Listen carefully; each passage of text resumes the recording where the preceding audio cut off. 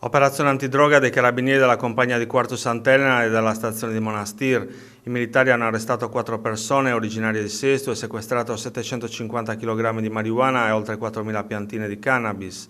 Il blitz dei carabinieri è scattato nelle campagne tra Sesto e Monastir all'interno di un'azienda autorizzata alla produzione di canapa sativa.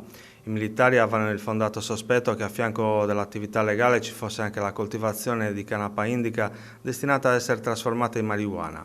I carabinieri, coordinati dalla Procura della Repubblica di Cagliari, hanno fatto appostamenti e accertamenti e deciso di intervenire. All'interno del vasto terreno dell'azienda sono state rinvenute delle serre destinate alla coltivazione di cannabis indica con centinaia di piantine alte fino a 2 metri. Un locale era stato adibito a laboratorio per la lavorazione della cannabis con un impianto di essiccazione e stoccaggio. Una parte della droga era già stata imbustata. Oltre ai 728 kg di marijuana, i carabinieri hanno sequestrato 610 piantine e 24 kg di polline Kif, nonché tutta l'attrezzatura necessaria per la coltivazione e produzione. I militari hanno anche esaminato la piantagione di canapa sativa.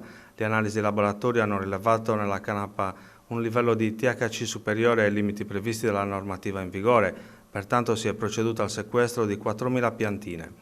Le persone arrestate, dopo le formalità di rito, sono state rinchiuse nel carcere di Uta e messe a disposizione dell'autorità giudiziaria.